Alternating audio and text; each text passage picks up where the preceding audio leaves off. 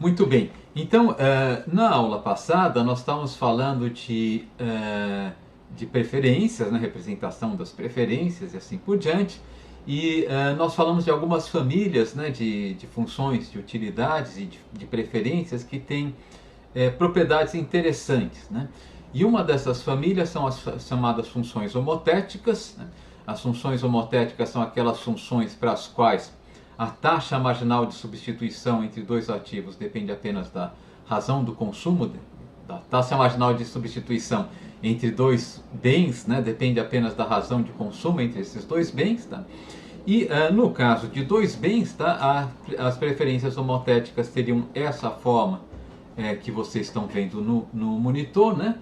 A gente podia fazer duas variações aqui. A primeira delas é contemplar, tá, definir essa função para um valor de ρ igual a zero, e nesse caso aqui a gente diria que a preferência homotética é a preferência CS, né, vai ser a função Cobb-Douglas, x1 elevado a x2 elevado a 1 menos a, caso ρ seja igual a zero, tá?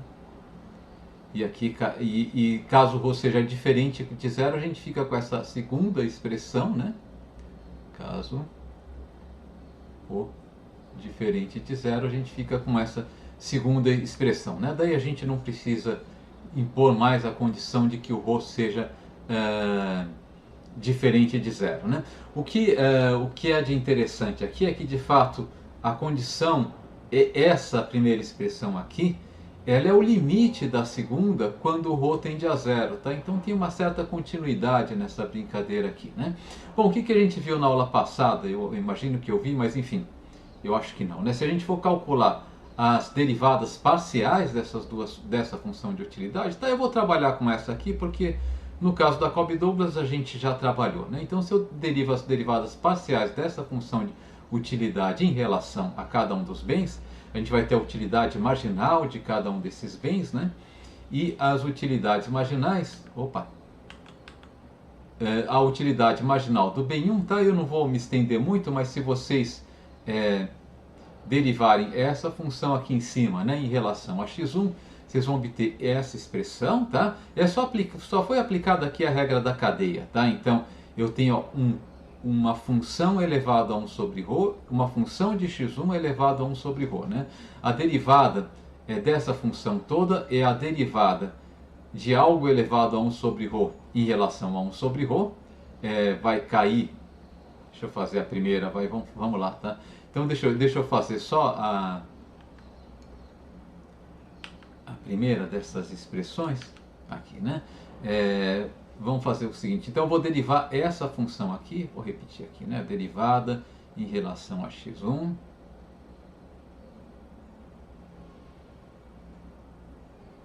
dessa função aqui, a x1 elevado a ρ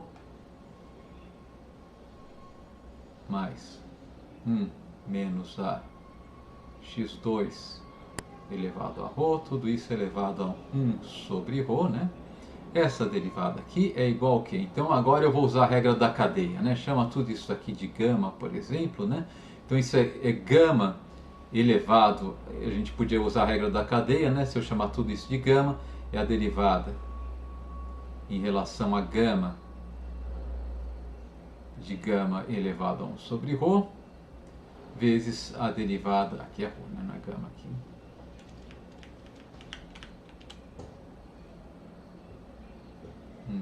sobre, paguei demais, né? Então, olha, de gama elevado a 1 sobre ρ, vezes a derivada em relação a x1 de gama, né? Tá. Gama é esse termo entre colchetes aqui, né? Então isso daqui vai dar o quê? Bom, se eu derivar alguma coisa elevada, né, a uma determinada potência, né? Eu vou usar a regra da potência, vai ficar 1 sobre ρ, gama elevado a 1 sobre ρ menos 1, tá certo? E a derivada de gama em relação a x1 é a derivada desse termo aqui, entre colchetes em relação a x1, né? O x1 só aparece no primeiro termo, vai ficar vezes Rho x1 elevado a Rho menos 1, tá? Enfim, eu poderia até parar por aqui, mas enfim, só para, então, agora explicitando o gama, né? Eu vou ficar então com Rho sobre gama. Opa!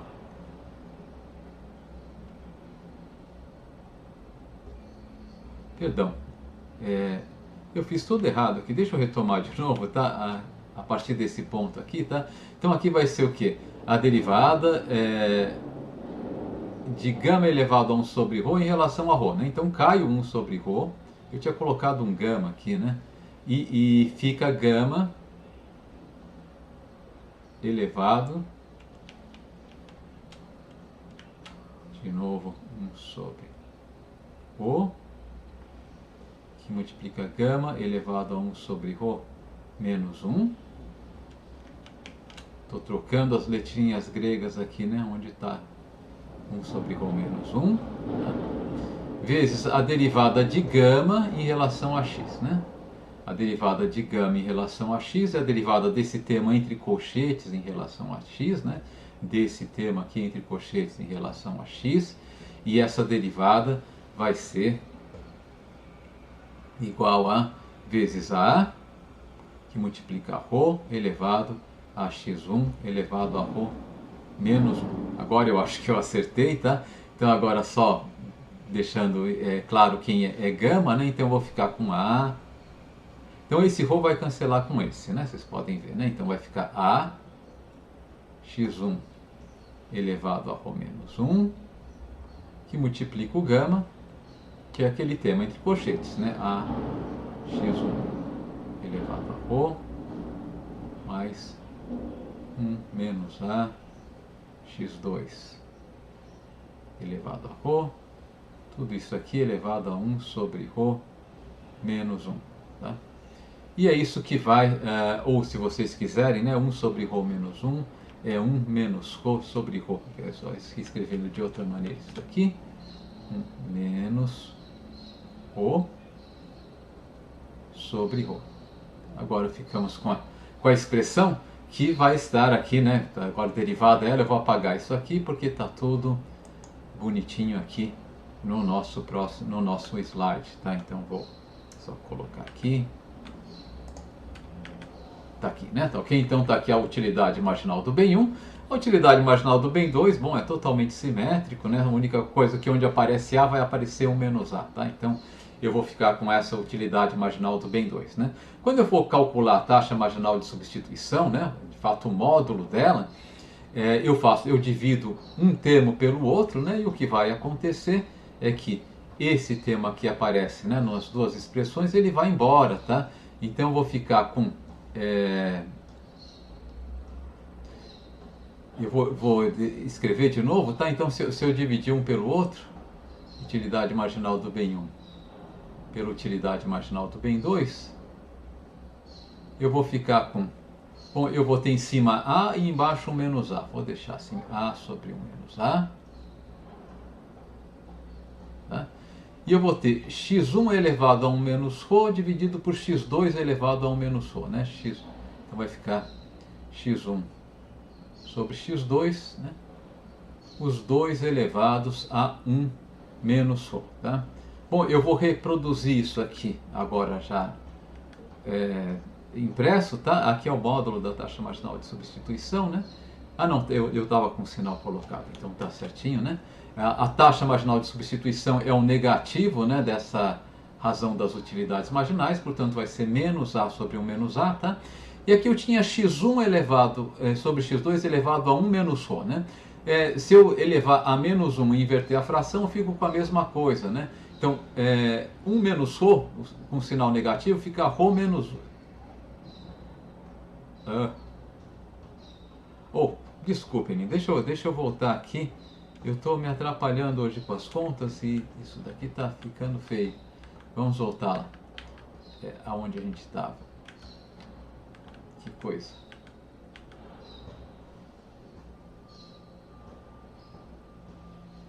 Só voltar aqui a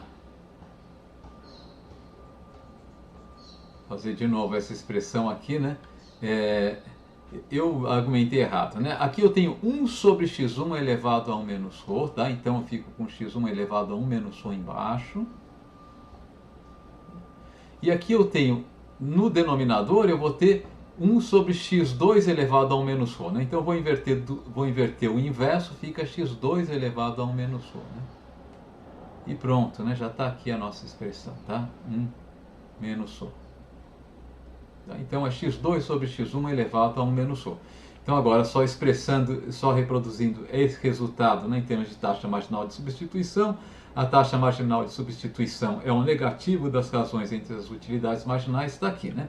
O que é interessante nessa expressão aqui é que a taxa marginal de substituição ela depende apenas da razão x2 sobre x1, o que era de se esperar. Eu disse que essa função CS é uma função homotética, a gente acabou de verificar isso, né?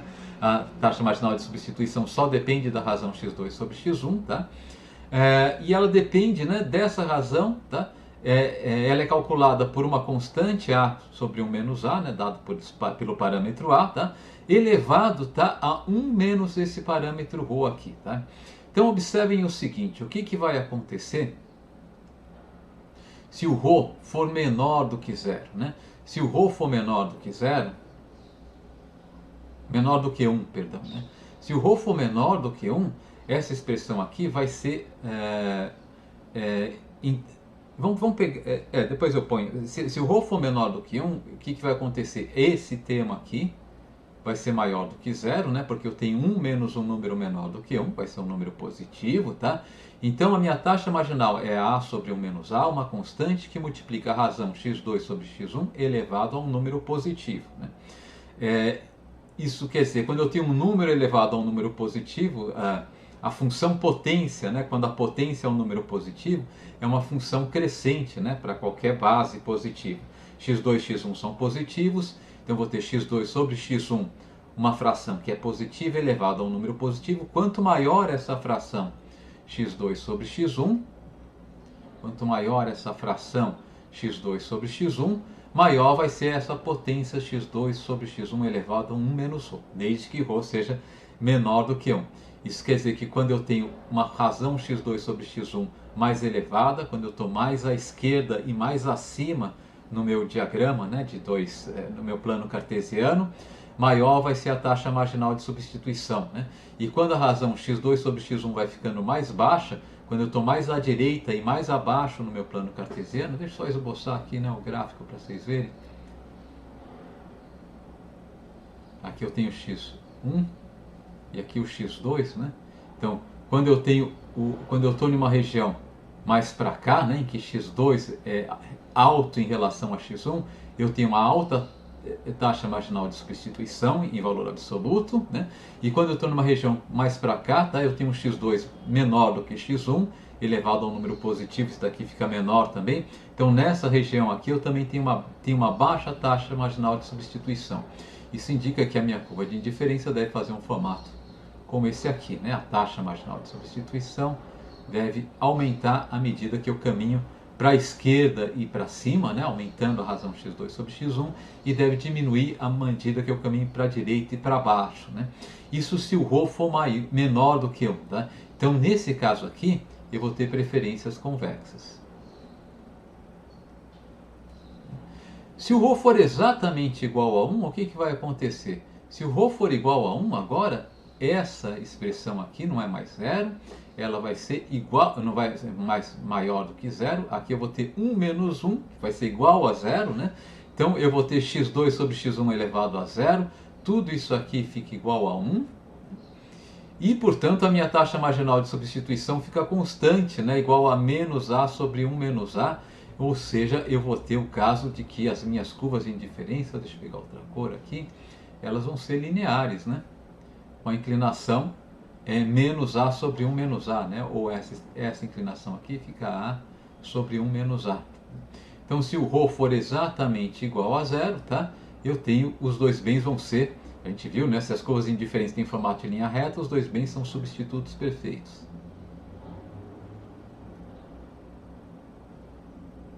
Tá? Se o ρ for maior do que 1, que vai acontecer agora é que essa expressão aqui, essa expressão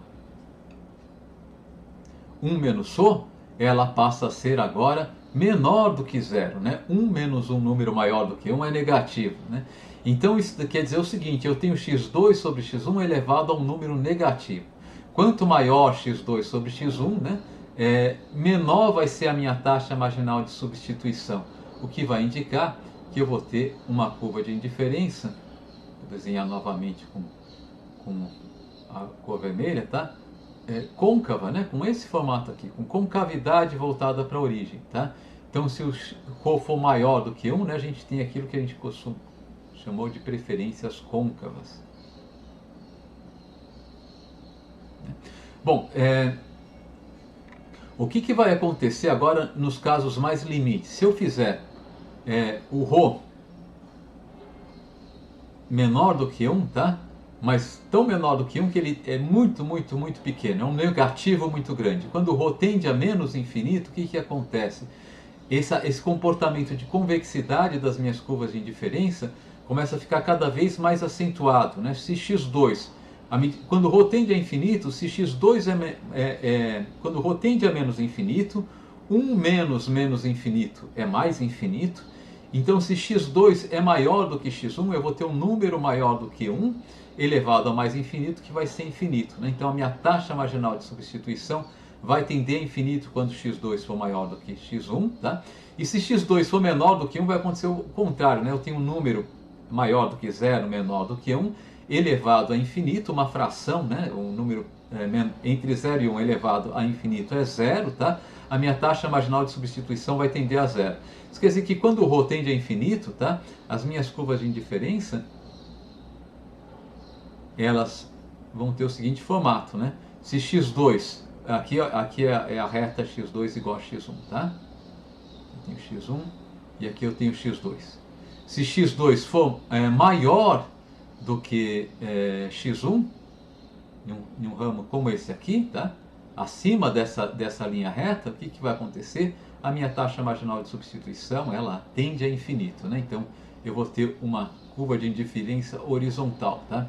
Quando o x2 for menor do que x1, tá? De tal maneira que x2 sobre x1 seja um número menor do que 1, embora maior do que 0, né? E como o ρ está indo para menos infinito, eu vou ter um número entre 0 e 1 elevado a infinito, que é 0, a minha taxa marginal de substituição vai ser 0, que indica que eu vou ter uma curva de indiferença horizontal. Então, essa função aqui, quando o ρ tende a infinito, ela se aproxima cada vez mais, tá, do caso de complementares perfeitos, de dois bens complementares perfeitos, né? Bom, se vocês quiserem, aqui eu não vou fazer a argumentação toda, né? Mas se eu fizer, quando o ρ tende a infinito, o que vai acontecer é que as minhas curvas de indiferença vão tender novamente a ângulos retos, né? Mais voltados agora para a origem, tá? As minhas curvas de indiferença vão ter esse formato aqui, tá? Isso quer dizer que eu caminho dessas curvas de indiferença, passando para o caso de substitutos perfeitos, né? E indo até os casos de complementares perfeitos, tá? Fazendo variar o valor desse parâmetro ρ aqui, né? Então essa função aqui, ela é homotética, que é uma característica peculiar dessa função, mas é uma função homotética bastante flexível, né? Ela pode mimetizar uma gama enorme, né, de formatos de curvas de indiferença. Por isso essa função é muito usada em estudos empíricos, onde eu quero estimar, tá, o que a gente vai chamar, o que a gente chama de elasticidade de substituição, que eu não vou recordar com vocês aqui, que a gente não vai precisar desse conceito, né? Mas onde eu quero estimar, tá, diversas funções com elasticidade de substituições diferentes, né? Então, se eu conseguir fazer um modelo empírico em que ρ é um parâmetro desse modelo, e se ρ puder ser estimado nesse modelo, tá, eu consigo, né, estimar a elasticidade de substituição entre dois bens, né, que estão sendo consumidos pelo mesmo consumidor. Muito bem, então, só para sintetizar isso aqui, eu já volto para isso aqui, tá? Só fazer aqui, tá? Então, graficamente está aqui, né? Eu podia ter começado aqui com o caso em que ρ igual a menos infinito, né?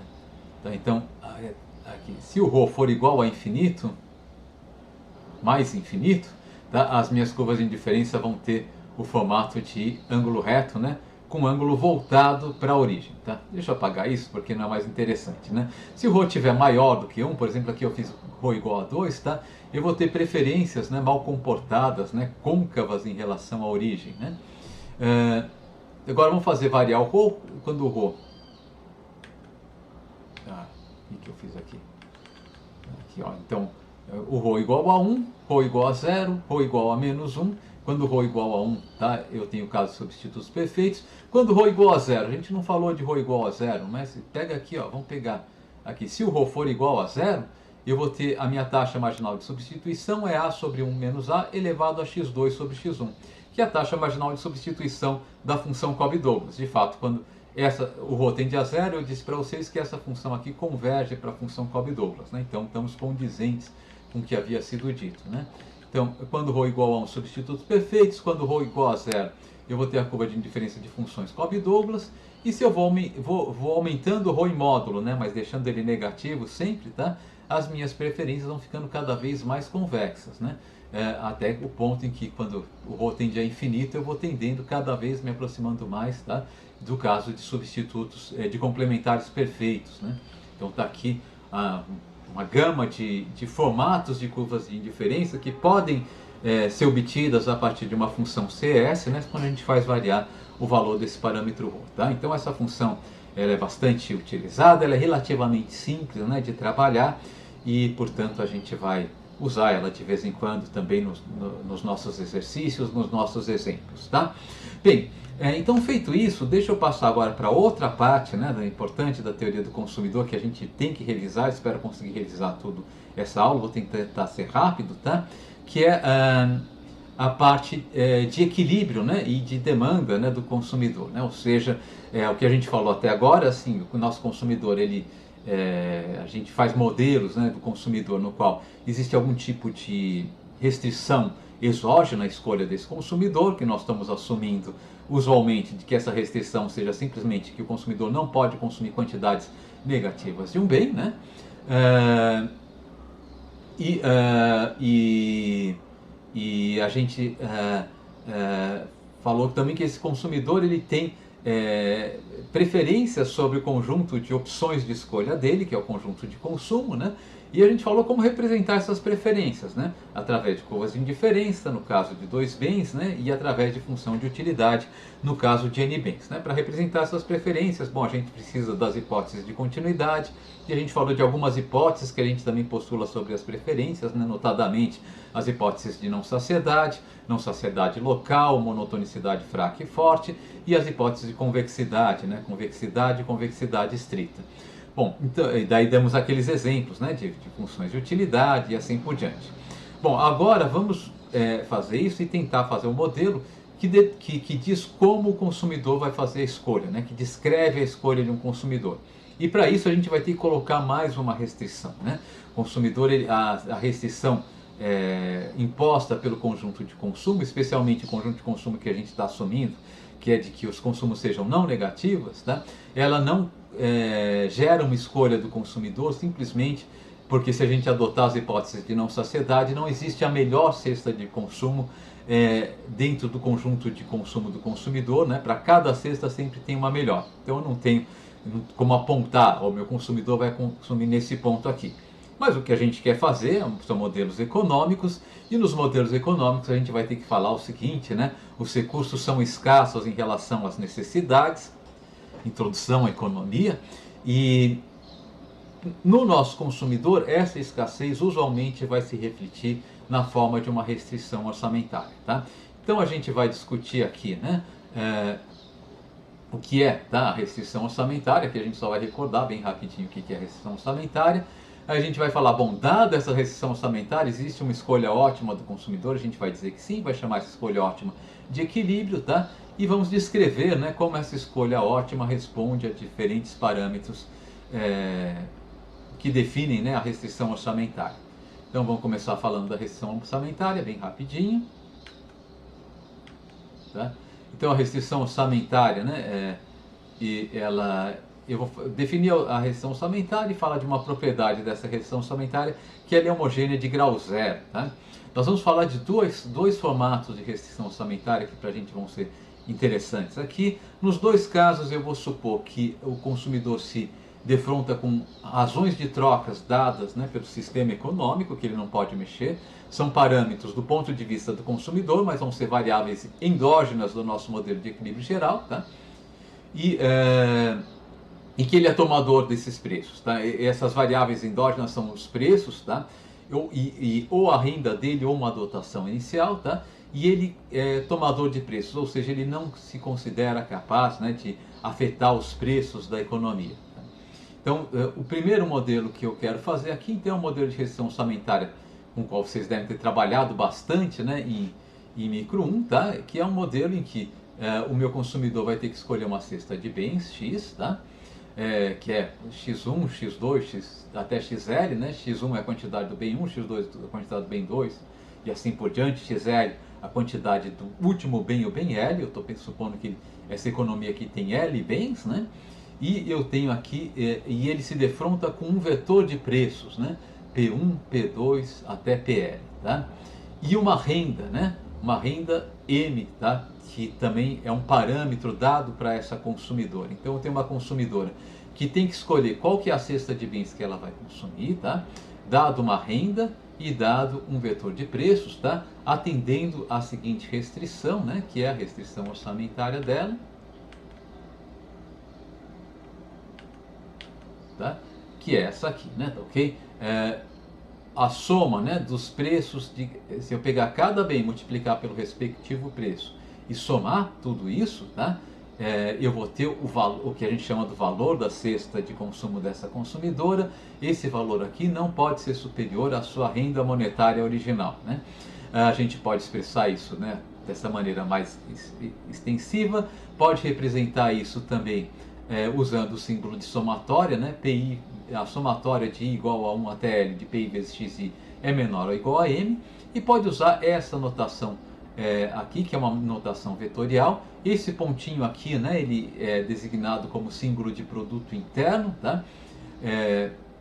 Em inglês eles falam dot products, né, o produto ponto, né, se vocês pensarem assim, né, o produto ponto, essa seria a tradução literal, né? E basicamente ele está dizendo exatamente a mesma coisa que está aqui, né? Esse produto interno é um produto cujo entre dois vetores, ele pode ser feito entre dois vetores com a mesma dimensão, né? Eu tenho o mesmo número de preços e de bens, tá certo? E ele simplesmente é a somatória dos produtos componente a componente dos dois vetores, né? Que é essa somatória aqui em cima. Então são três formas de expressar essa mesma somatória, tá? Às vezes é mais conveniente usar essa somatória, mas nem sempre a gente precisa disso. Então, aqui está então a restrição orçamentária dela, né, da nossa consumidora, tá? As três expressões aqui querem dizer a mesma coisa, tá? Então é só uma questão de gosto do consumidor aqui, tá? O conjunto das cestas de bens que pertencem ao conjunto de consumo e que atendem a essa restrição orçamentária, tá? É chamado de conjunto de restrição orçamentária, tá? Eu não vou usar muito aqui, nesse material eu usei essa notação, né? BPM, tá? É a notação que eu usei para representar o conjunto de restrição orçamentária. Mas é o conjunto das cestas de bens que são factíveis por restrições exógenas ao modelo e que também são factíveis dada a restrição orçamentária, né? Então são cestas que pertencem ao nosso conjunto de consumo e que atendem à restrição orçamentária, tá? E a linha de restrição orçamentária é o conjunto das cestas de bens onde, né, a restrição orçamentária é atendida com condição de igualdade, tá? Então a linha de restrição orçamentária, tá, ela é o conjunto das cestas de bens pertencente ao nosso conjunto de consumo, onde, né, a restrição orçamentária é atendida com igualdade, né? Note que tanto o conjunto de restrição orçamentária quanto a linha de restrição orçamentária só depende, né, dos parâmetros preços e renda, tá? Então os parâmetros preços e renda, eles definem, né, completamente o nosso conjunto de restrição orçamentária. Bom, no caso de dois bens, vocês também já devem estar acostumados com isso, né? A linha de restrição orçamentária é uma linha reta, né, cuja expressão é P1x1 mais P2x2 igual a M, né? Essa linha reta, ela tem a propriedade de que ela intercepta o eixo horizontal no ponto M sobre P1, o eixo vertical no ponto M sobre P2, né? E, portanto, a inclinação dela em valor absoluto é P1 sobre P2, né? Ou, se eu quiser colocar o sinal, a inclinação dela é menos P1 sobre P2. O conjunto de restrição orçamentária é essa linha de restrição orçamentária mais os pontos abaixo dessa linha de restrição orçamentária, né? E acima dos eixos, se eu estiver supondo que o meu conjunto de consumo é o conjunto, né, dos vetores com consumo não, com componentes não negativos de cada um dos bens. Então, o meu conjunto de restrição orçamentária é dado por essa expressão aqui. O que é interessante dessa linha de restrição orçamentária e desse conjunto de restrição orçamentária é que os pontos que definem esse conjunto, né, essa linha aqui que vai fechar o conjunto em última instância, eles dependem apenas da relação M sobre P1 e M sobre P2. Né? Isso quer dizer que se eu multiplicar M, P1 e P2 pela mesma constante positiva, esses pontos aqui não saem do lugar, né? E a gente diz nesse sentido que o conjunto de restrição orçamentária é homogêneo de grau zero em relação a M, P1 e P2. Com isso eu quero dizer, né, que ele não se altera quando eu altero M, P1 e P2 na mesma proporção. Né? Se eu multiplico M, P1 e P2 por 2, o meu conjunto de restrição orçamentária continua o mesmo. Né? Se eu divido M, P1 e P2 por 2, todos eles, tá? O meu conjunto de restrição orçamentária também permanece o mesmo. Né? Bom, mas para a nossa consumidora, né, a linha de restrição orçamentária dela e o conjunto de restrição orçamentária dela também varia, né, se algum desses parâmetros variar individualmente. Né? Então, aqui, se eu tiver uma variação na renda do consumidor, eu tenho um deslocamento da linha de restrição orçamentária. Né? Se eu tiver um aumento na renda do consumidor, essa linha de restrição orçamentária se desloca para a direita e para cima, mantendo a mesma inclinação, porque o preço relativo, P1 sobre P2, que define essa inclinação, não se altera. Né? Se a renda diminui, a linha de restrição orçamentária se desloca para baixo e para a esquerda, se aproxima da origem. Isso daqui vocês já devem estar bem acostumados com isso. Né? Variações no preço também fazem variar, né, a linha de restrição orçamentária. Se eu tiver uma variação exclusivamente no preço do bem 1, um aumento no preço do bem 1, a minha linha de restrição orçamentária vai ficar mais inclinada, mantendo o mesmo intercepto com o eixo vertical, que só depende de MP2, né? E, portanto, eu tenho uma rotação da linha de restrição orçamentária em torno desse eixo aqui, né, do ponto de cruzamento dessa linha com o eixo vertical. Né? Essa rotação, quando há aumento no preço P1, vai ser no sentido horário, né? E se houver uma redução no preço do bem 1, essa rotação se dá no sentido anti-horário. Né? A mesma coisa acontece com variação no preço do bem 2, só que nesse caso aqui eu vou ter uma rotação em relação ao ponto de cruzamento da nossa linha de restrição orçamentária com o eixo do X1. Se houver um aumento no preço do bem 2, tá? Eu vou ter uma rotação no sentido anti-horário. Se houver uma redução no preço do bem 2, uma rotação no sentido horário. Né?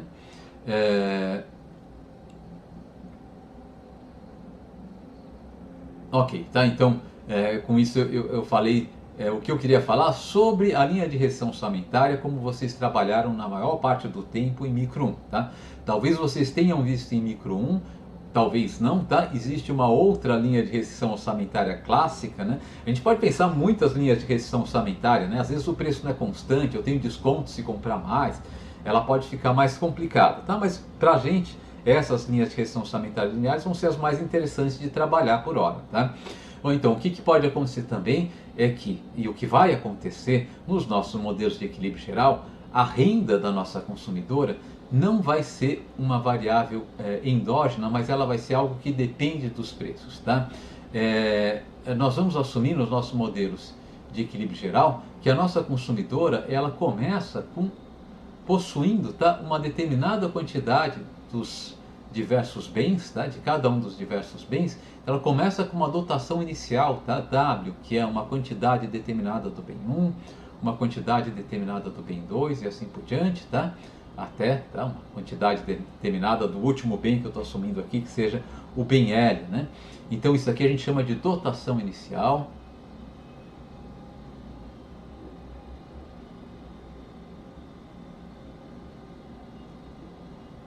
E essa consumidora, o que ela vai fazer? Ela vai pegar essa dotação inicial, vai levar ao mercado, tá? Vai vender alguma coisa do que ela tem e vai comprar alguma coisa que ela tem em pouca quantidade, né? Então ela vai trocar, né, parte de sua dotação inicial por outros bens, tá? E essas trocas têm que ser feitas respeitando, né, os preços P1 e P2. Então eu vou ter uma razão de troca, né, ou de PI, PJ, né? Eu vou ter uma razão de troca, né, PI sobre PJ, tá? Se eu divido o preço do bem I pelo preço do bem J, eu tenho uma razão que diz quantas unidades do bem J eu preciso para poder adquirir uma unidade do bem I, ou quantas unidades do bem J eu posso comprar com uma unidade do bem I.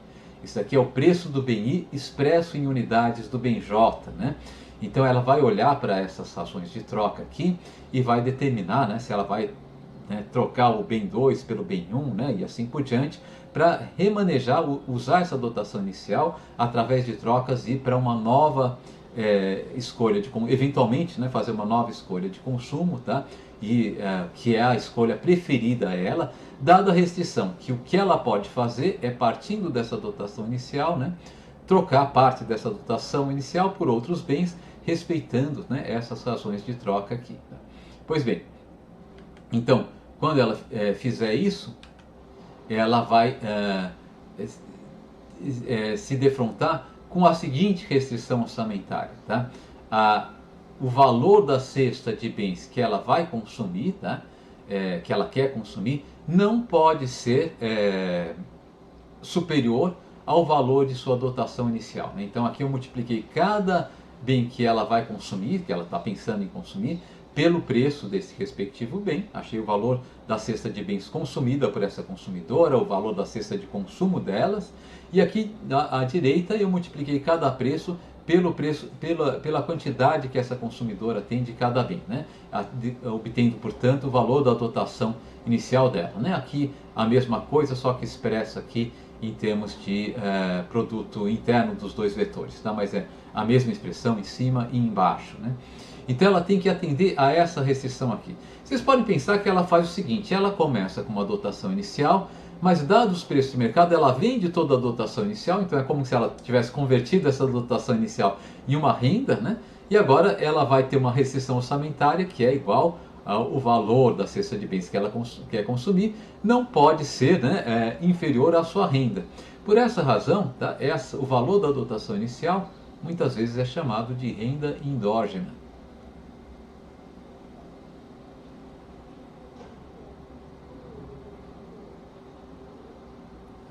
Bom, até aqui a gente vai falar muito tempo, né, de modelos onde o tempo não aparece explicitamente, né?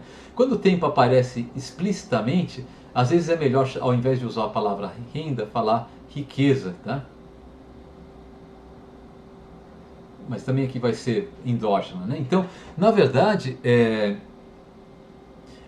o valor, né, da riqueza ou da renda da nossa consumidora, ele depende de algo que é um parâmetro do modelo, que é uma condição inicial do modelo, que são os preços, que são as dotações iniciais dessa consumidora, mas depende de algo que vai ser resultante do nosso modelo, que são os preços, né? Por isso o termo endógeno aqui, tá? Então a nossa consumidora agora, vamos ver como que se comporta, né, a restrição orçamentária da nossa consumidora, quando tá, de fato a renda, né, não é mais no lugar do valor M aqui, né, eu tenho um M que é uma função de P, né? É uma função, né, dos valores P, que são endógenos ao nosso modelo, tá? E da dotação inicial dessa consumidora W, né, que é um dado para o nosso modelo, né? Então aqui a nossa renda aqui, ela não é algo gratuito, né? O gratuito agora é a dotação inicial dela, tá? Mas não a renda, né? Então, como que vai ficar a linha de restrição orçamentária dessa consumidora quando ela tem uma renda endógena? Então vocês podem ver o seguinte: eu continuo, né, com a condição, né, que o meu vetor X, o meu vetor de preços P multiplicado escalarmente pelo meu vetor X, né, tem que ser menor ou igual à minha renda, tá? Só que agora a minha renda é uma função de P, W,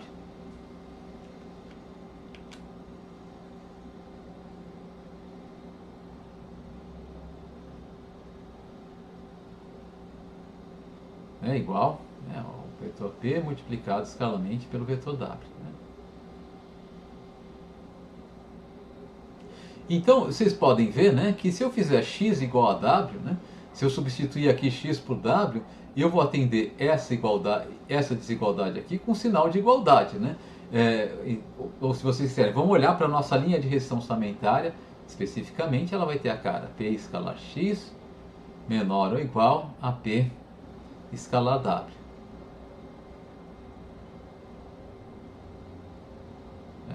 A somatória de PI xi é menor ou igual à somatória de PI WI, né? Ok? Bom, se eu fizer x igual a W, se eu igualar o x aqui a W, o que vai acontecer? Essa igualdade, essa condição aqui, essa nossa condição aqui vai ser atendida com o sinal de igualdade, né? Isso quer dizer que a dotação inicial pertence à minha linha de restrição orçamentária, tá? Vamos colocar o caso de dois bens, tá? No caso de dois bens, a minha linha de restrição orçamentária vai ser P1x1 mais P2x2 igual a P1W1 mais P2W2. Tá? Vamos resolver para x2 para ficar mais claro qual que vai ser a expressão gráfica dessa linha de restrição orçamentária. x2 vai ser igual a P1W1 mais P1 sobre P2W1, né?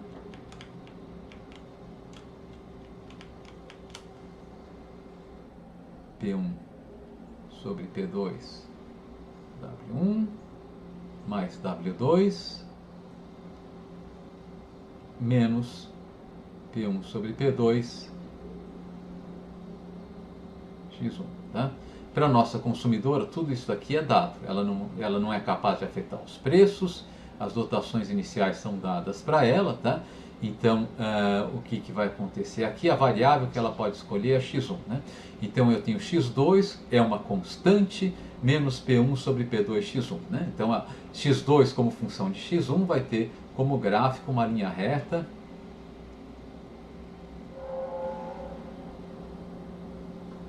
com inclinação menos P1 sobre P2x1, ou seja, a inclinação em valor absoluto é P1 sobre P2. Né? Então, a linha reta, e essa vai ser a linha de restrição orçamentária da nossa consumidora. Senhor, Oi? eu fiquei com um pouco de dúvida sobre o que é esse dado, essa dotação inicial. Você pode explicar de novo? Quando a gente vai fazendo, quando a gente chegar no nosso modelo de equilíbrio geral, ao invés de ser que cada consumidor tem uma renda, eu falo, não, cada consumidor ele começa com uma quantidade de cada um dos bens dessa economia. Né? E de fato é o modelo mais realista do que os nossos modelos usual da teoria do consumidor, quando a gente está pensando a escolha global dos consumidores. Né? A maioria de nós, a gente não tem uma renda garantida. Né? O que a gente faz, a gente tem tempo, a gente vende o nosso tempo. Se você pensar que o tempo é um bem, né? De fato é algo que a gente deseja, então a gente vende o tempo na forma de trabalho, né? A gente tem, ou então eu tenho um apartamento que eu aluguei, né? Então, na verdade, eu estou vendendo serviços de aluguel para alguma pessoa. Então, o W, ele quer representar exatamente essa dotação inicial, né? Quanto que eu, no começo dessa economia, nas condições iniciais do nosso modelo, quanto o nosso consumidor tem de cada bem, tá? E nesse caso aqui eu vou supor que o nosso consumidor ele não tem, tá, uma renda, né? Não tem um valor que ele vai ganhar que cai do céu constantemente, tá? Então nesse nosso modelo, tá, cada consumidor aqui ele tem uma quantidade de cada um dos bens que ele pode negociar no mercado para mudar o seu perfil de consumo. Tá? Não sei se ficou claro, se era essa a sua dúvida. Isso, ficou assim. Tá ótimo então. Tá? Então é por isso. Então o que vai acontecer com a nossa dotação inicial agora? Né? Então vamos passar lá para graficamente. Né? Graficamente, suponha que essa aqui seja a nossa dotação inicial. Então a nossa consumidora, ela começou aqui o nosso modelo, nas condições iniciais do nosso modelo, ela tinha uma quantidade W1 do bem 1 e uma quantidade W2 do bem 2. Mais nada. Né? O que eu vou permitir que ela faça é que ela venda parte do que ela tem de W2 para comprar mais do bem 1, ou o contrário, né? Vem da parte do que ela tem do bem 1 para comprar mais do bem 2. Tá? Quando ela começa a fazer essas trocas, o que ela vai poder trocar? Para cada unidade que ela quiser a mais do bem 1, ela vai ter que abrir mão de P1 sobre P2 unidades do bem 2. Né? Ou contrário, né? Para cada unidade que ela vender do bem 1, ela vai poder adquirir P1 sobre P2 unidades do bem 1. A linha de restrição orçamentária dela vai passar por essa dotação inicial, né? E que é o nosso vetor W aqui, né? E vai ser igual a essa expressão, vai ser essa linha de restrição orçamentária aqui, eu não pus aqui, né? Vai ser dada por essa expressão aqui, né? P1x1 mais P2x2 igual a P1W1 mais P2W2, tá? E como a gente acabou de ver, né, no slide anterior, né, com as minhas anotações, ela vai ter inclinação menos P1 sobre P2, né? Ou por dentro a inclinação é P1 sobre P2, como a gente costuma representar, né? Então eu tenho uma linha de restrição orçamentária que parece muito com a nossa linha de restrição orçamentária tradicional, né? Só que ao invés, quem define a inclinação dela continua sendo o preço relativo P1 sobre P2, mas quem define a posição dela é a minha dotação inicial, né? Então a minha linha de restrição orçamentária passa pela minha dotação inicial e tem inclinação P1 sobre P2, tá? E quando a nossa, então no caso em que a nossa consumidora, ao invés de uma renda inicial, né, de uma renda fixa monetária dada, no caso em que ela tem uma dotação inicial, esse vai ser o formato, vai ser o jeitão da linha de restrição orçamentária. No caso em que ela tem uma renda inicial, né, quem vai definir a posição da linha de restrição orçamentária vai ser essa renda inicial dividida pelos preços, a renda real, né? N sobre P1 vai definir esse ponto aqui e N sobre P2 vai definir esse ponto aqui, tá? Então, basicamente a gente está com a mesma história, só muda um pouquinho, né? Uma coisa que é o que vai aparecer no próximo slide aqui, quer dizer, daqui a pouco. Então essa aqui é a minha linha de restrição orçamentária. A restrição com eixo horizontal continua sendo M sobre P1, né? Só que agora a renda, o que eu estou chamando de renda endógena dela, é a soma dos preços vezes as dotações iniciais, né? P1x1 mais P2x2 sobre P1. Né? E a inclinação com o eixo vertical continua sendo M sobre P2, só que M agora eu substituo, né, por P1x1 mais P2x2. Né? Então P1x1 mais P2x2 dividido por P2 diz qual que é o ponto de inclinação com o eixo vertical. Tá? E os pontos abaixo da minha lei de restrição orçamentária continuam, né, completando, né, o meu conjunto de restrição orçamentária, que contém a linha de restrição orçamentária e esses pontos em azul claro, onde, né, o valor da cesta que eu estou consumindo é menor do que o valor da minha dotação inicial. Né? O que muda nessa brincadeira é que agora, se eu fizer variar um preço, né, ou de fato variar o preço relativo dos dois bens, a minha linha de restrição orçamentária vai girar, como ela girava no caso quando a minha renda era dada exogenamente, tá? Só que agora ela gira não em torno dos eixos. Vamos supor que eu faça variar só o preço do bem 1, por exemplo, né? Ela gira não em torno dos eixos, tá? Mas em torno da minha dotação inicial, tá? De que maneira? Se eu tiver alguma mudança que faça com que P1 sobre P2 aumente, a minha linha de restrição orçamentária vai ter que ficar mais inclinada, eu vou ter um giro no sentido horário, né, dessa linha de restrição orçamentária, eu vou ter um movimento como esse aqui que vocês estão vendo aqui no quadro. Né? Se houver uma redução de P1 sobre P2, tá? Por exemplo, se P2 aumentar, a minha restrição orçamentária continua passando por esse ponto aqui, mas vai ficar menos inclinada, eu vou ter uma rotação agora no sentido anti-horário. Né? Tá, okay? Então essa aqui é a principal mudança. Né? Tá, okay? Nos dois casos, tá, que a gente trabalhou, né, se eu tenho uma dotação inicial dada ou uma renda monetária dada, nos dois casos a nossa restrição orçamentária vai ter a propriedade de ser homogênea de grau zero. Né? Ou seja, quando todos os parâmetros que definem essa restrição orçamentária são alterados na mesma proporção, a restrição orçamentária continua a mesma, tá? Basicamente é isso que eu estou querendo dizer. Então, graficamente, voltando aqui graficamente para o caso de uma restrição orçamentária, né, com dotação inicial, Os parâmetros relevantes aqui são os preços, né? Se o preço do bem 1 e o preço do bem 2 aumentam na mesma proporção, essa inclinação não se altera. Como a minha linha de restrição orçamentária tem que continuar sempre passando pela minha dotação inicial, tá? A minha linha de restrição orçamentária não se altera quando P1 e P2 variam na mesma proporção, né? Tá, ok? Então, mais uma vez, ela não é alterada, né, por variações nos seus parâmetros econômicos, né? Preços, tá? No caso em que eu tenho uma dotação inicial fixa, né? E preços e renda no caso em que a minha renda é dada exogenamente, tá? Para os nossos modelos de equilíbrio geral, tá? Esse modelo de dotação inicial é mais interessante, tá? Porque a gente quer explicar a formação de preços, né? E a gente quer explicar a formação de renda. Então a gente quer partir dessa condição aqui, tá? Bom, então aqui é só uma digressão sobre isso, tá? Uma consequência interessante, tá, da nossa homogeneidade de grau zero, tá, é que eu posso multiplicar todos os valores monetários, né, por uma mesma constante sem alterar a posição da minha linha de restrição orçamentária. Em particular, tá, eu posso escolher um preço que eu vou chamar de numerário, ou unidade de conta, né, ou se eu quiser ser mais enjoado, falar numéraire, que é o termo francês, né, usado pelo Léon Walras, que foi o primeiro que falou sobre equilíbrio geral.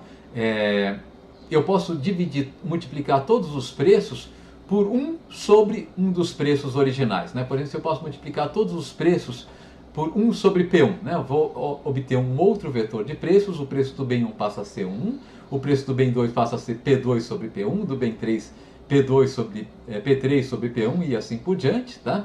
Se eu tiver no modelo com dotação inicial, eu já tenho todos os preços, que é o importante, né?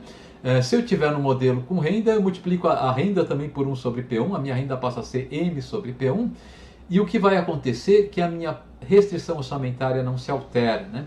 Isso quer dizer que eu posso escolher, tá, para representar a mesma restrição orçamentária, eu posso escolher uma gama de preços.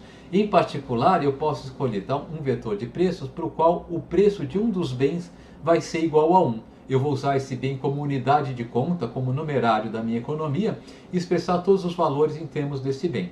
Isso por vezes é bastante conveniente, né? E a gente vai voltar a falar sobre isso, então a gente não precisa se estender muito sobre isso aqui, só adiantando, e nas aulas que se seguem vocês vão ver como isso pode ser útil, né? Especialmente nos modelos de equilíbrio geral, tá? Então eu vou pular isso por hora, tá? Bom, então agora vamos falar sobre equilíbrio, né? Como que a nossa consumidora atinge o nosso equilíbrio.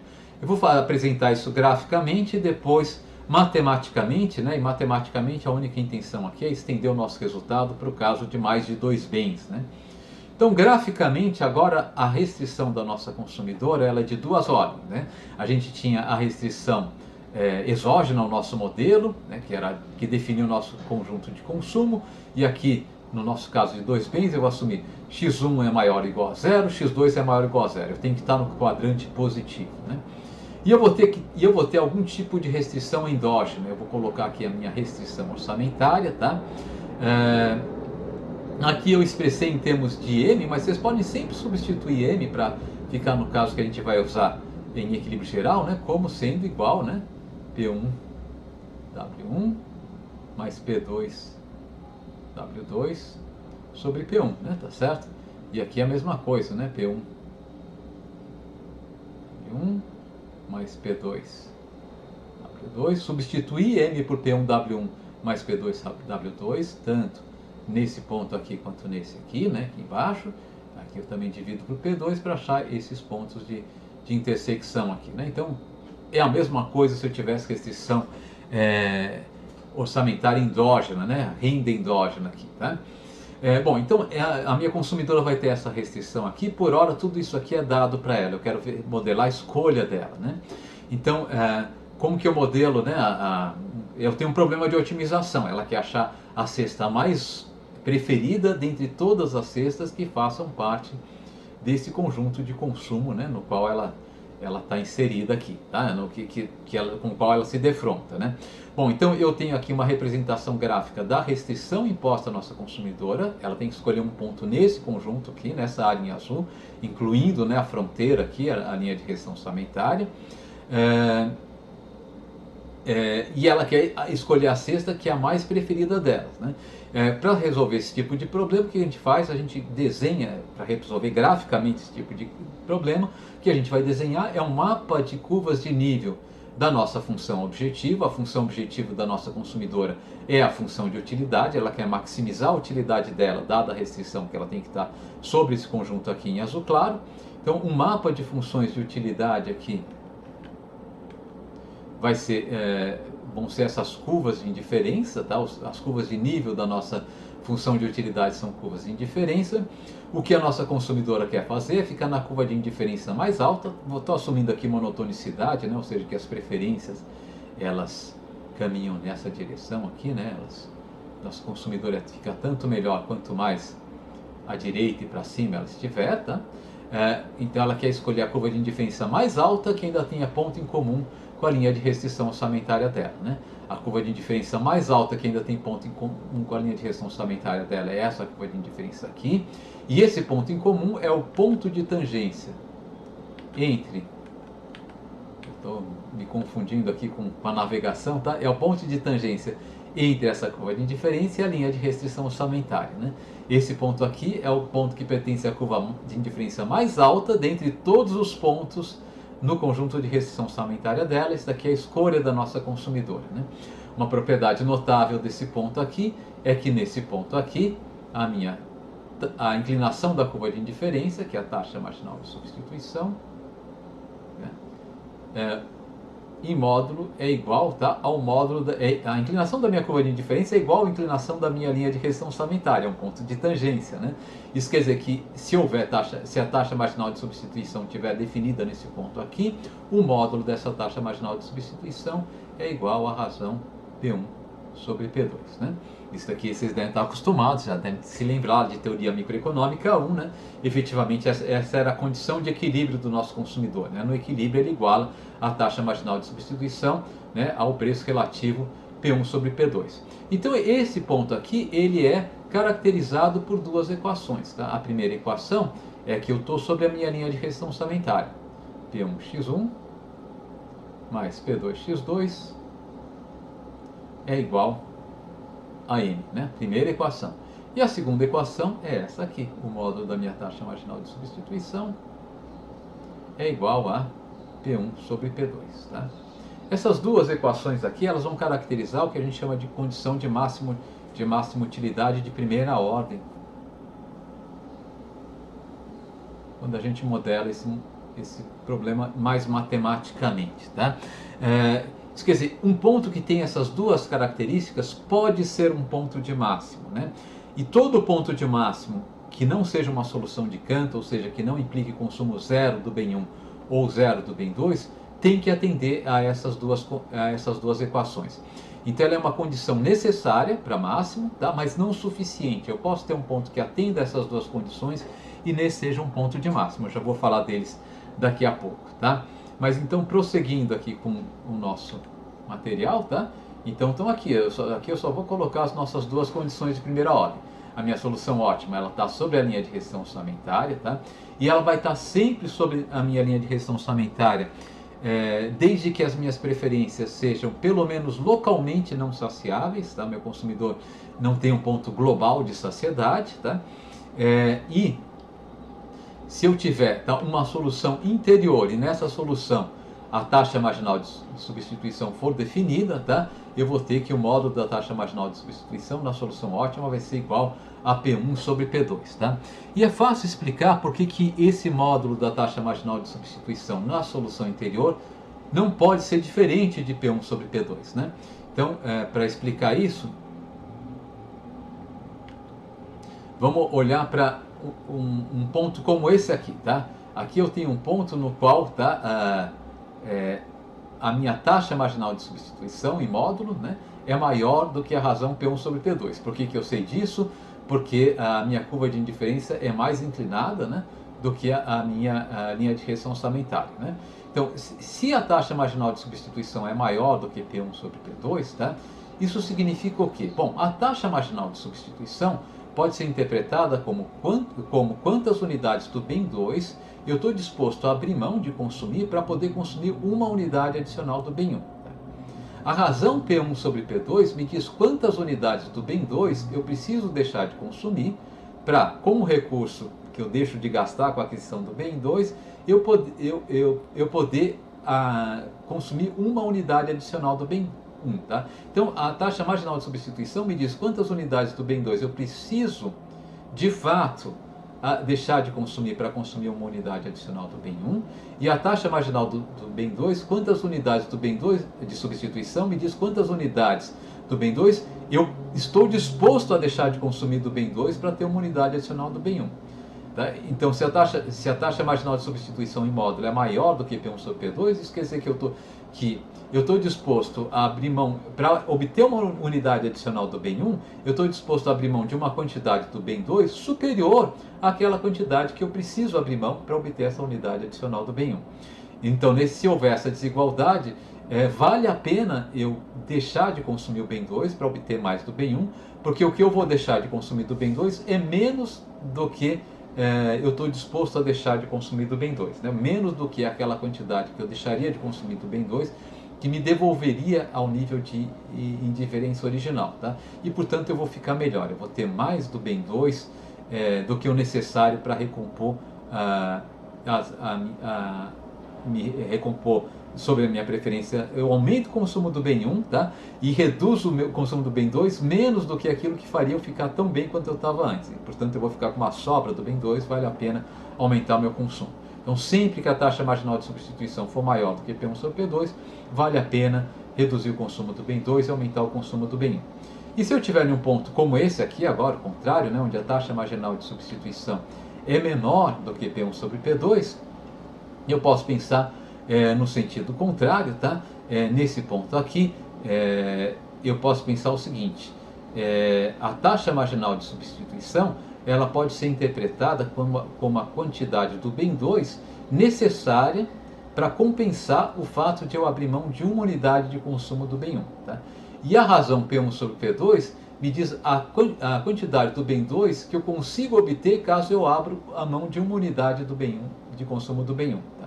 Então, se a taxa marginal de substituição é maior do que P1 sobre P2, perdão, que está contrário, é menor do que P1 sobre P2, tá? Isso quer dizer que quando eu abro a mão, tá, de uma unidade consumida do bem 1, o que eu recebo em troca em termos do bem 2, P1 sobre P2, tá, é maior do que eu precisaria receber em troca para ficar tão bem quanto estava antes. Então, nesse caso aqui, vale a pena abrir mão de uma unidade de consumo do bem 1, né, para aumentar o consumo do bem 2, tá, que eu vou ficar melhor do que estava antes. Eu vou ser mais do que compensado, né, comparativamente ao que eu estava antes. Então, o que a gente viu? Se eu tiver em um ponto em que a taxa marginal de substituição é maior do que P1 sobre P2, vale a pena reduzir o consumo do bem 2 e aumentar o do bem 1.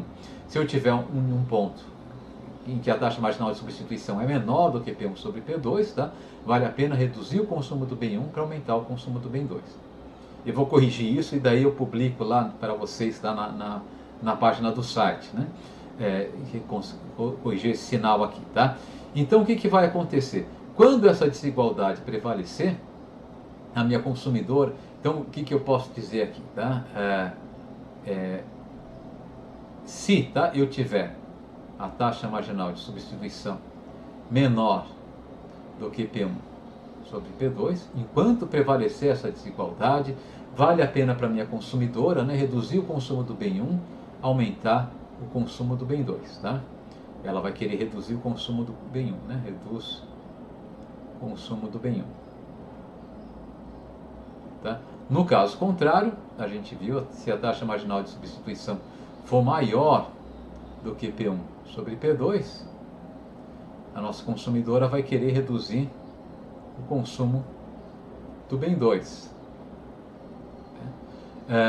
Então, se prevalecer essa desigualdade aqui, a nossa consumidora vai reduzindo o consumo. Se prevalecer a primeira desigualdade aqui, né, a nossa consumidora vai reduzindo o consumo do bem 1, até que de duas uma coisa aconteça. A desigualdade desapareça, eu chegue a uma igualdade entre taxa marginal de substituição e preço relativo, ou o consumo do bem 1 é zero e ela não consegue mais reduzir o consumo do bem 1. Né? Enquanto prevalecer essa segunda desigualdade, a taxa marginal de substituição maior do que P1 sobre P2, tá? A nossa consumidora vai reduzindo o consumo do bem 2 até que de duas uma coisa aconteça. A taxa marginal de substituição se iguale ao preço relativo, né? Ou ela fica com uma quantidade zero do bem 2. E nesse caso ela não pode mais reduzir o consumo do bem 2. Tá?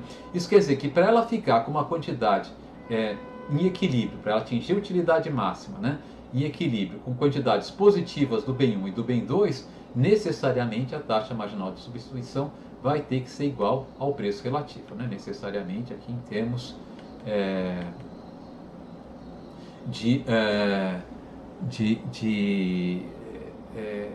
de condição de utilidade máxima. Né? Então, eu vou ter utilidade marginal do bem 1 dividido pela utilidade marginal do bem 2 igual a P1 sobre P2. Essa, então, será a argumentação econômica, né, para a nossa condição de equilíbrio. Tá?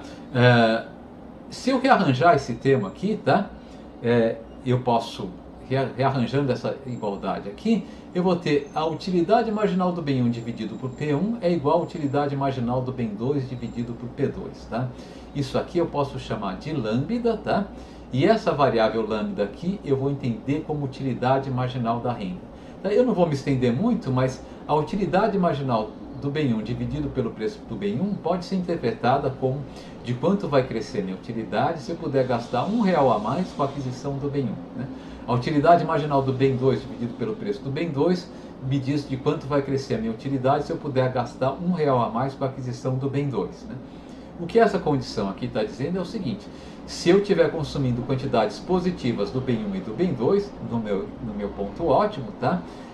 A utilidade marginal do gasto com o bem 1 vai ser igual à utilidade marginal do gasto com o bem 2. Faz sentido, né?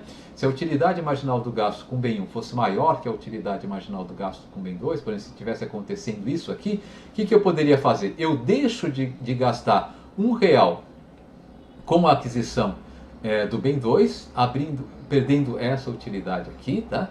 E passo a gastar esse real com a aquisição do bem 1, ganhando em compensação essa utilidade. Como a utilidade que eu perdi à direita é, por hipótese, menor do que a utilidade que eu ganhei à esquerda, né, eu tenho um ganho líquido de utilidade. Então, enquanto prevalecer essa desigualdade aqui, vale a pena eu gastar menos com bem 2 e mais com bem 1, portanto, reduzir o consumo do bem 2, aumentar o consumo do bem 1, até que ou eu retome essa igualdade aqui, né, ou a quantidade do bem 2 já é zero, já estou gastando zero com bem 2, eu não posso continuar fazendo essa transferência. Tá? Isso aqui dá uma interpretação para esse termo lambda, que é um termo que vai aparecer na solução matemática. Tá? Mas antes de ir para a solução matemática, na qual eu quero passar rapidinho, tá? Vamos falar de alguns casos em que a gente olha para vamos falar de alguns casos nos quais a gente olha para as condições de máximo de primeira ordem. Quais eram essas condições? O módulo da taxa marginal de substituição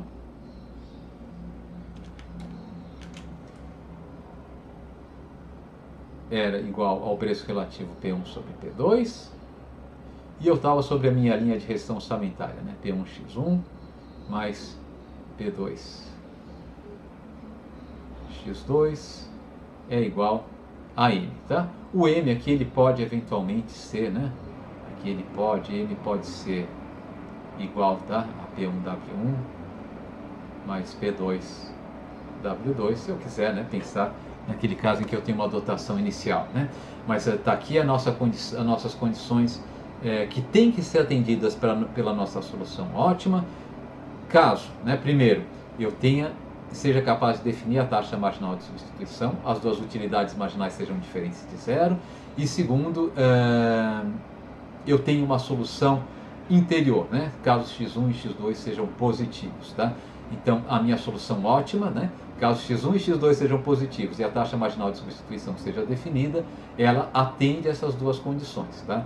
Mas pode ser que a minha solução ótima não seja uma solução interior, ela pode ter x1 e x2 igual a zero, né? E, portanto, essas condições não sejam atendidas, e pode ser que elas sejam atendidas em uma multiplicidade de pontos, pode ser que eu tenha diversas soluções ótimas. Então a gente tem algumas variações que vão fazer com que, mesmo que eu resolva essas duas equações, não necessariamente eu achei minha solução ótima. Tá? E que eu vou chamar de casos mal comportados, né? Porque normalmente eu vou querer resolver essas duas equações e falar, olha, aqui está o equilíbrio da nossa consumidora, né? Se eu falar isso daqui não é o equilíbrio da nossa consumidora, eu vou ter que fazer teste, buscar o equilíbrio de outra maneira. E esse caso é mal comportado no sentido que ele é tecnicamente mais difícil de trabalhar, né? Não é o fim do mundo, mas ele é tecnicamente mais difícil de trabalhar. Tá? Então o primeiro caso mal comportado é o caso em que a taxa marginal de substituição é indefinida no ponto de equilíbrio, né? Então imagine aqui está a restrição da nossa consumidora, né? Essa aqui é a linha de restrição orçamentária da nossa consumidora. O conjunto de restrição orçamentária é o conjunto sobre essa linha, abaixo dessa linha aqui. As curvas de nível da nossa consumidora são esses ângulos retos. A nossa consumidora, ela considera os dois bens complementares perfeitos. E a gente pode ver que a curva de indiferença mais elevada, que ainda tem ponto em comum com a linha de restrição orçamentária, é essa curva de indiferença aqui. Esse ponto em comum é esse ponto x estrela, tá?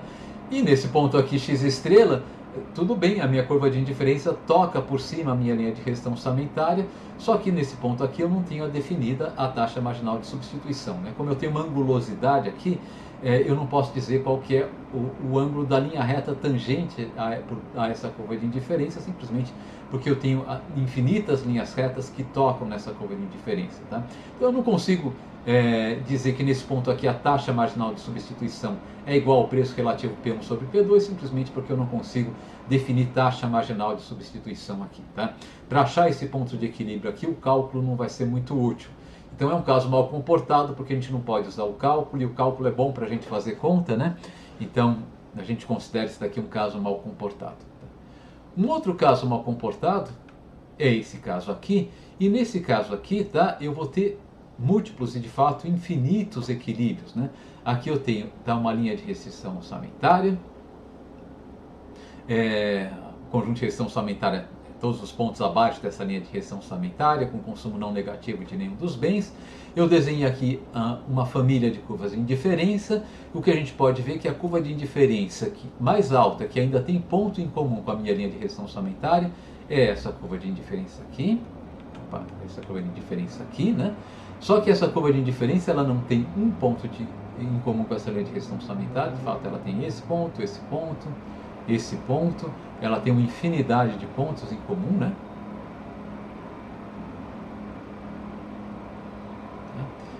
E portanto eu tenho infinitos pontos que são soluções para o problema de maximização de utilidade da nossa consumidora.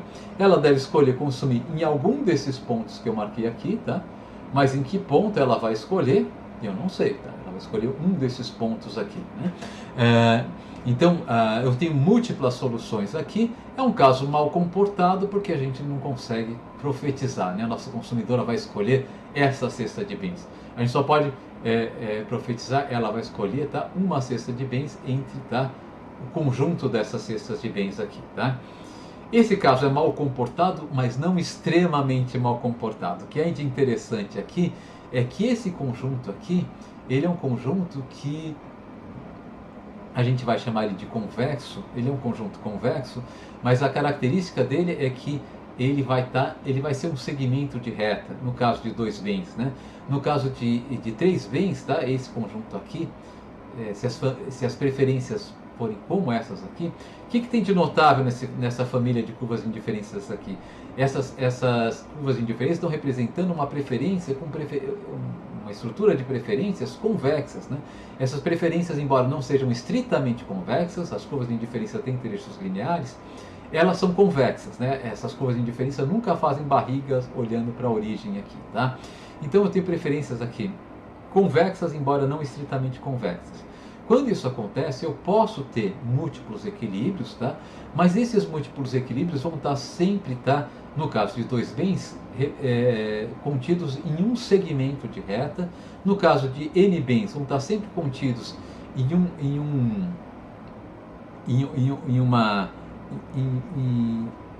uma figura,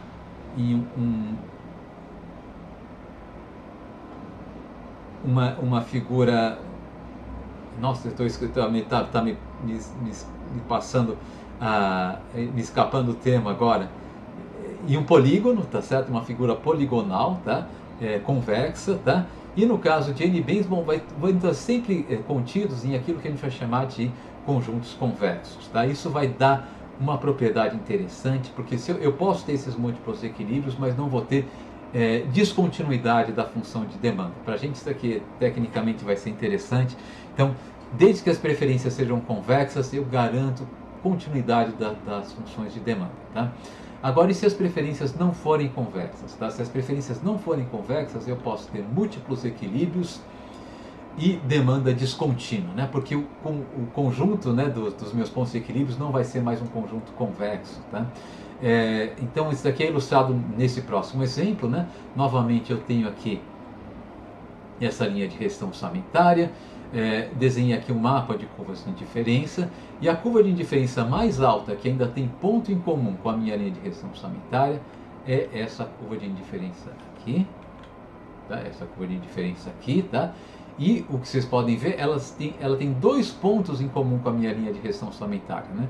Esses dois pontos em comum são pontos de tangência, portanto, nesses dois pontos em comum, eu tenho igualdade de taxa marginal de substituição e preço relativo. Esses dois pontos em comum estão sobre minha linha de restrição orçamentária, então P1 vezes X1 mais P2 vezes X2 igual a M nesses dois pontos em comum.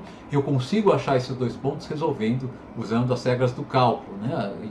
Resolvendo as nossas condições de primeira ordem, tá? Mas eu tenho dois pontos em comum, e esses dois pontos em comum, eles não constituem um conjunto convexo, né? Se eu fizer uma média entre esses dois pontos em comum, por exemplo, unindo esse ponto aqui com esse ponto aqui, né? E na média, tá? A média entre esses dois pontos vai estar no segmento de reta que une esses dois pontos no meio do caminho, e ela não faz parte do conjunto das minhas soluções, né? Porque as minhas soluções são só esse ponto aqui mais esse ponto aqui. Portanto, eu não tenho, tá? O meu conjunto de escolha ótima não é convexo nesse sentido, tá? Uma coisa interessante disso aqui, quando eu tenho uma solução, um caso como esse aqui, primeiro, tá? Não necessariamente, tá? Nesse caso aqui, esses dois pontos que eu resolvi, né, usando lá as regras, taxa marginal de substituição igual a P1 sobre P2, P1 vezes X1 mais P2 vezes X2 igual a M, tá? Eu acho esses dois pontos, tá? Mas não necessariamente quando eu acho esses dois pontos que atendem a essas duas condições, tá? Eu vou ter um ponto de máximo. De fato, se eu fosse resolver aquele sistema de equações, tá? Taxa marginal de substituição, eu vou até colocar aqui, taxa marginal de substituição igual a P1 sobre P2, né? E P1 X1 mais P2 X2 igual a M.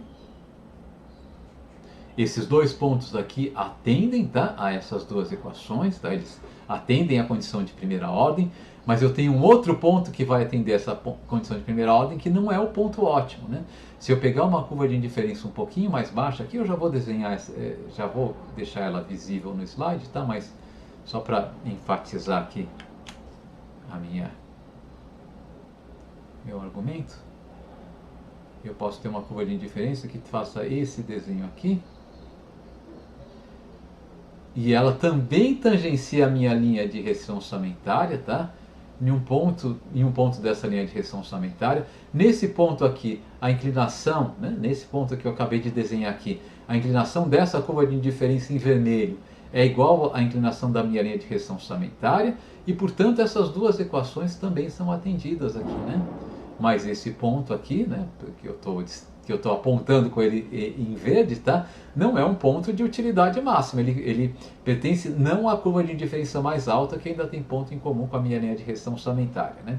Esse ponto aqui é um ponto de utilidade mínima local, tá? É utilidade mínima, está respeitando a restrição de eu estar sobre minha linha de restrição orçamentária, tá? Local, dizendo que se eu saio desse pontinho um pouquinho, caminhando sobre minha linha de restrição orçamentária para a direita ou para a esquerda, eu vou para uma curva de indiferença mais elevada e, portanto, eu vou ficar mais feliz com utilidade mais alta, né? Então, ele é um ponto de mínimo local. Esses dois pontos aqui são pontos de máximo global, local, dizendo que se eu saio desse ponto aqui, caminho um pouquinho para a direita ou para esquerda, né, sobre a minha linha de restrição orçamentária, e eu fico melhor, eu fico pior, né? Vou para um ponto abaixo da minha curva de indiferença inicial, tá certo? E de fato eles também são pontos de utilidade máxima global, né? Em qualquer ponto sobre minha linha de regressão orçamentária, eu não consigo ficar melhor do que nesse ponto aqui ou nesse ponto aqui, tá? Então aqui eu posso ter mais do que, novamente, um caso de múltiplos equilíbrios, né? E aqui, nesse caso aqui, eu posso ter o que a gente vai ver, descontinuidade da nossa função de demanda, que vai ser um problema quando a gente estiver tratando do caso de equilíbrio geral, né? Nos modelos de equilíbrio geral. Tá? Eu tenho mais um problema associado a preferências assim não convexas, tá? Que eu posso ter soluções. E para falar desses problemas, vamos lembrar um pouquinho do cálculo, né? Se vocês se lembram das regras do cálculo, a gente não vai trabalhar muito com elas aqui, de vez em quando eu vou usar elas.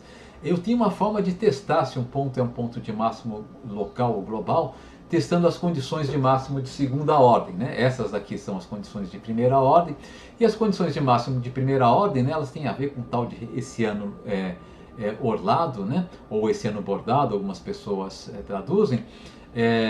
Enfim, elas são um pouquinho chatas de trabalhar, mas eu consigo. Eu resolvo esse sistema de duas equações, duas incógnitas, acho 3 pontos, tá? E para saber quais desses pontos são pontos de máximo ou de mínimo, eu faço um teste de condição de máximo local, tá?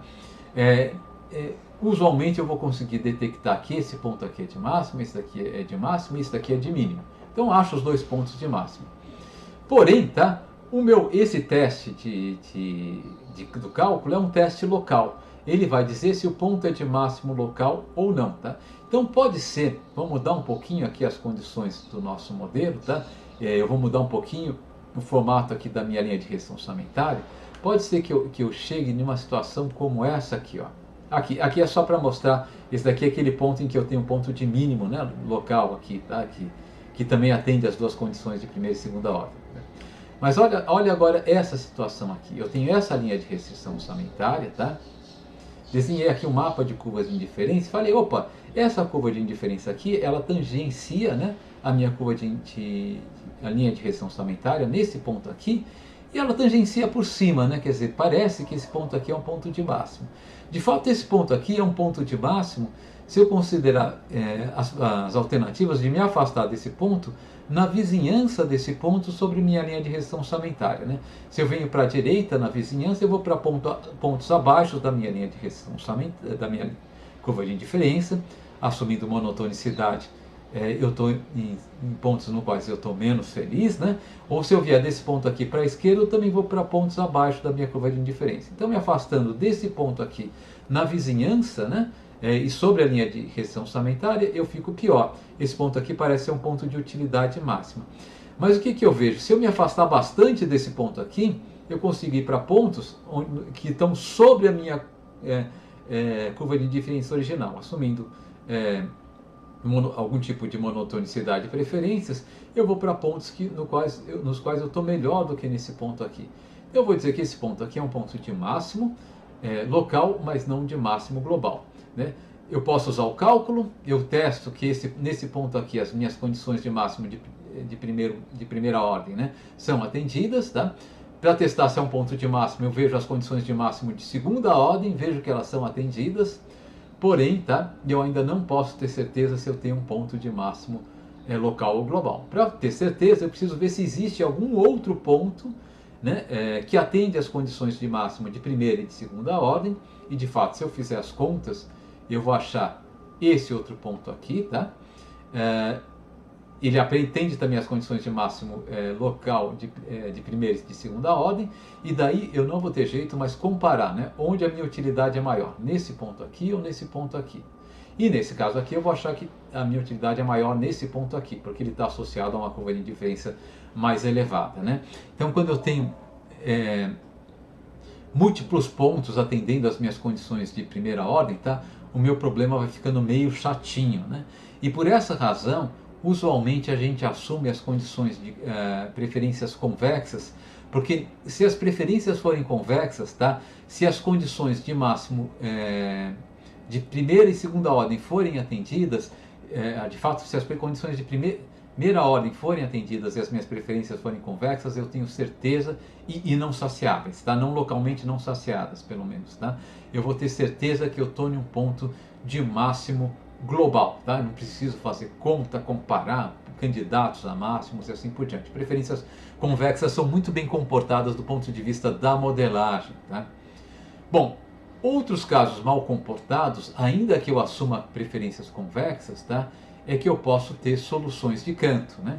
Então, nada impede que eu chegue, tá? Em uma situação como essa aqui. Aqui está a minha linha de questão orçamentária, desenho um mapa de curvas de indiferenças associadas à função de utilidade da nossa consumidora. A curva de indiferença mais alta que tem ponto em comum com a minha linha de questão orçamentária é essa aqui. Esse ponto em comum é esse ponto x estrela. E o que está acontecendo nesse ponto em comum, se eu estender aqui a minha linha de questão orçamentária um pouquinho, e a minha curva de indiferença um pouquinho também, se eu tivesse feito bem feito o desenho, tá? A minha curva de indiferença ela estaria cruzando essa linha de recessão orçamentária, né? Nesse ponto aqui, o módulo da minha taxa marginal de substituição,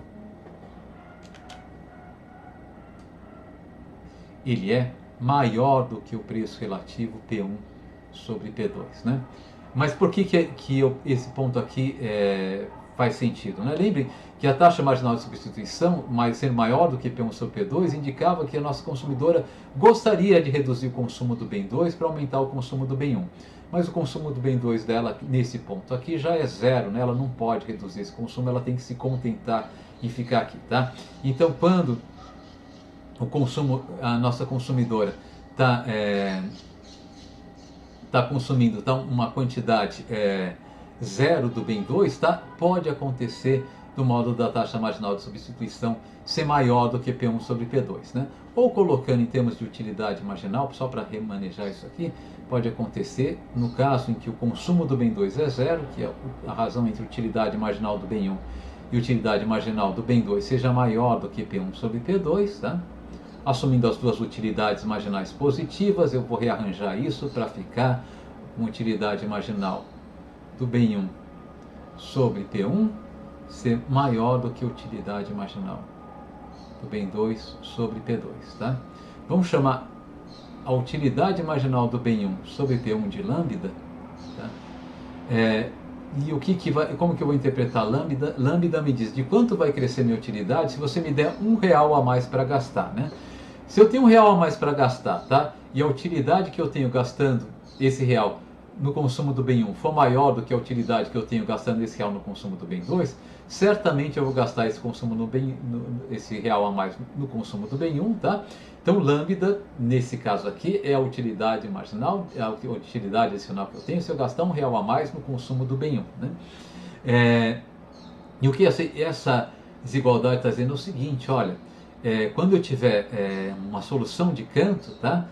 Apenas para aqueles bens cujo consumo é positivo, eu vou ter igualdade entre lambda, a utilidade marginal da renda, e a razão da utilidade marginal desse bem sobre o consumo, sobre o preço desse bem.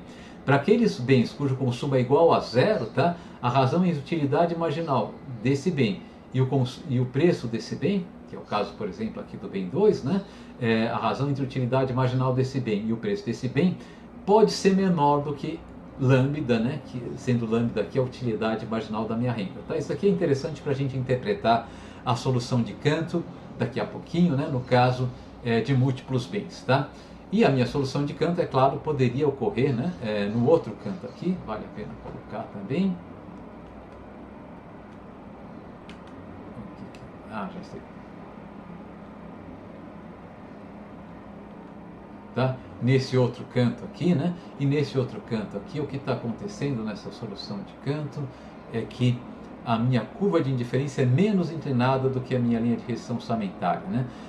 A taxa marginal de substituição, nesse ponto aqui, em módulo, ela é menor do que P1 sobre P2, né?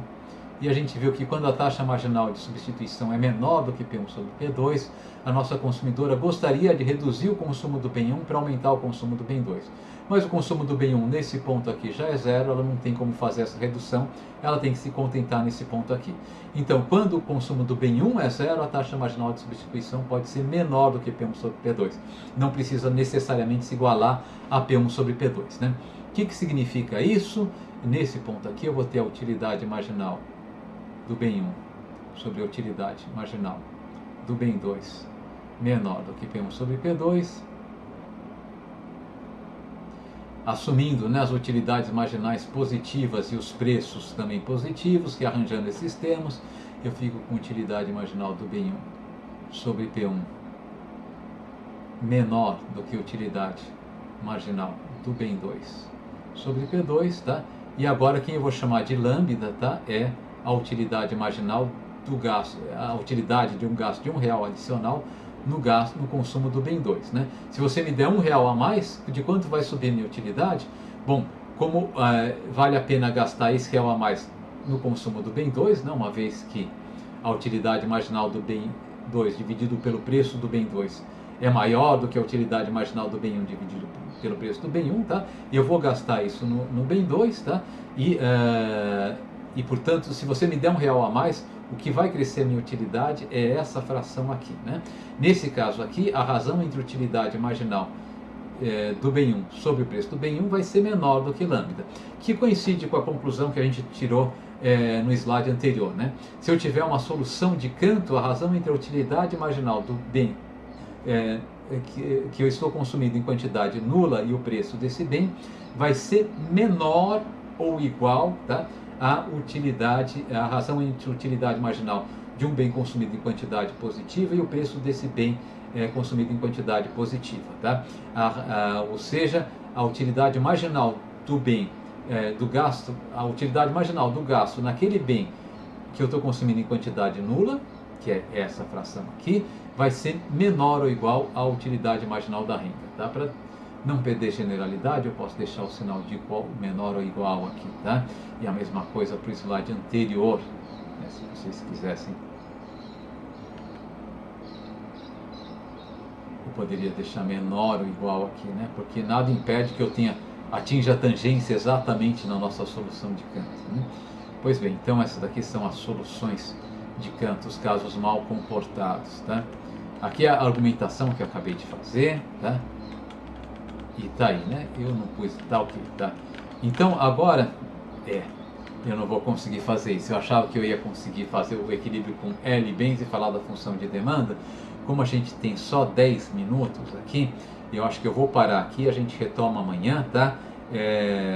Que aqui eu vou fazer o caso mais geral, porque eu vou querer generalizar o nosso modelo de equilíbrio geral para o caso de múltiplos bens também. A gente deriva o caso mais geral, fala das condições de equilíbrio do consumidor, função de demanda, e daí a gente encerra, né? Com certeza amanhã, tá? A nossa revisão de teoria do consumidor. Então é isso, gente. Eu vou dispensar vocês, eu paro a aula agora, né? E dispenso vocês um pouquinho mais cedo.